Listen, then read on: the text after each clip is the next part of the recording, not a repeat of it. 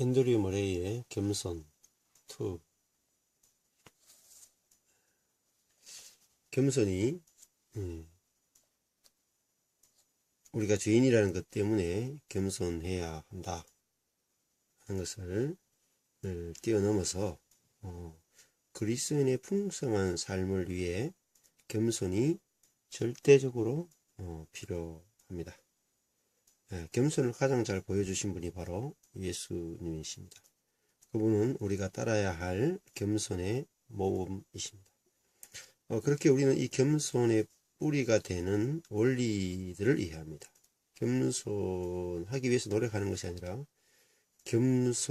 저절로 사실 겸손이 될 수밖에 없는 그 뿌리는 우리가 죄인이라는 사실도 있지만 우리가 피조물이라는 사실이 더 중요하고, 또 그 피조물인 우리에게 하나님께서 은혜를 베푸시는 분이라는 사실을 알 때에 우리 겸손을 위한 그 기초가 마련된다고 말할 수 있습니다.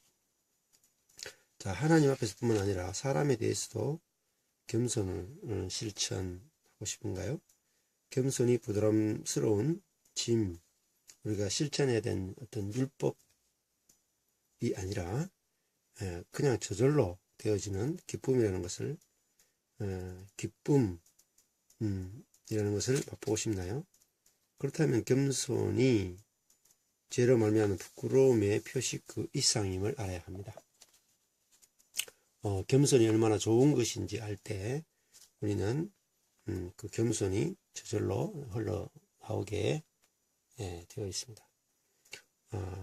우리가 죄인이기에 당연히 겸손을 안고 살아야 하는 자들이지만, 한편으로 겸손은 죄와 상관없이 하늘과 예수님의 아름다움과 축복을 덧입는 것임을 알아야 합니다. 이것이 중요합니다.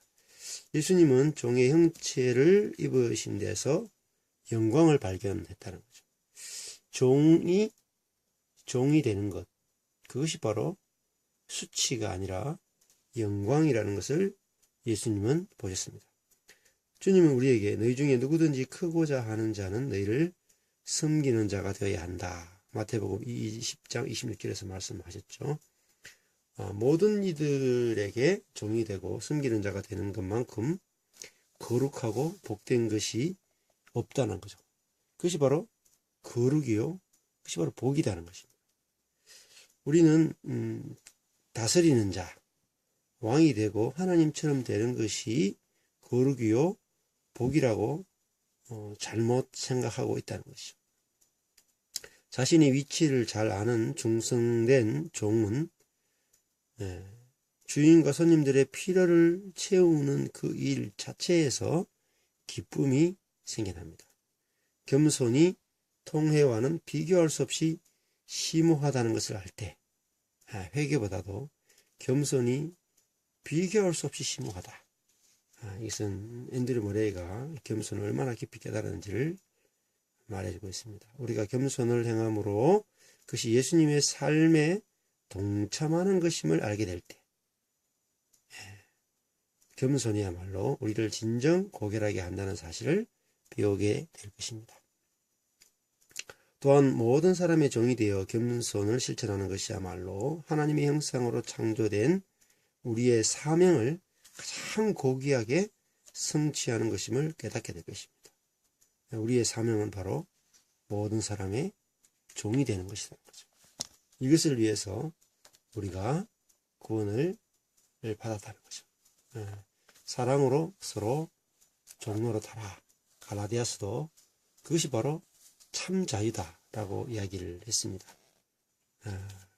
그것이 되려면 말씀이 들려와서 이 말씀이 깊이 깨달아지는 게 필요합니다. 앤드류 머레이가 자신의 신앙 경험을 돌아봤을 때 그 겸손이 얼마나 경시되어 왔는지 놀랐다고 합니다. 제자도의 특징을 나타내는 것으로 겸손이 없다는 거죠. 지금도 많은 제자도 관련 책을 보면 겸손이라는 주제가 들어있지 않습니다. 성경 읽기, 기도하기, 암송하기, 금식하기, 순종 여러 가지가 있지만 겸손이라는 것이 빠져 있는 것이죠. 그래서 사실은 제자 훈련을 다 마치고 나면 교만한 사람으로 이렇게 나타나게 되는, 그래서 제자 훈련을 실패했다, 그렇게 되는 것입니다.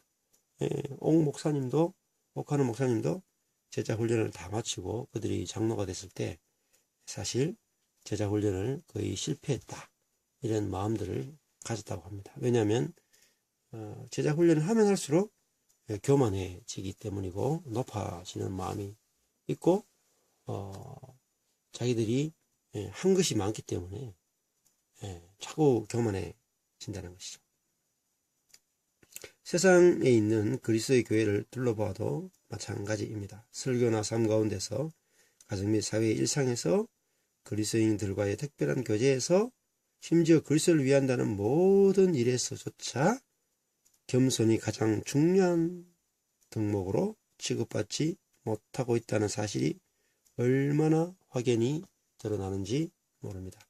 겸손은 은혜가 자라나는 유일한 뿌리입니다.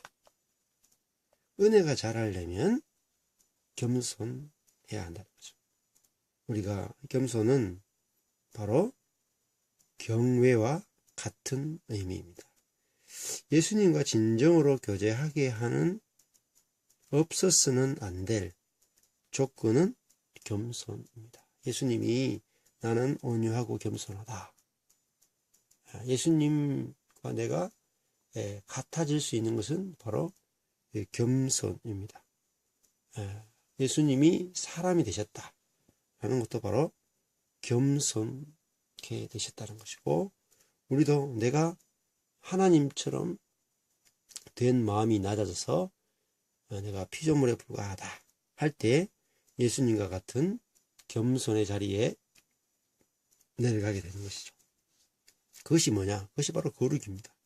누군가가 거룩을 추구한다고 하면서 그 고백과 함께 겸손이 깊어지지 않는다면, 자랑한다면 그것은 모든 신실한 그리스도인들이 경계해야 할 일입니다. 그리스도인은 마음이 온유하고 겸손한 것이야말로 온유하고 낮은 데 처하신 하나님의 어린 양 예수를 드러내는 일임을 증명해야 하는 자들이기 때문입니다. 예수를 드러내는 것이 그리스도인의 삶인데, 그것은 반드시 온유와 겸손으로 나타납니다. 그것이 바로 열매입니다. 이 열매가 없는 것이야말로 참 구원을 누리지 못하고 있다는 말씀입니다.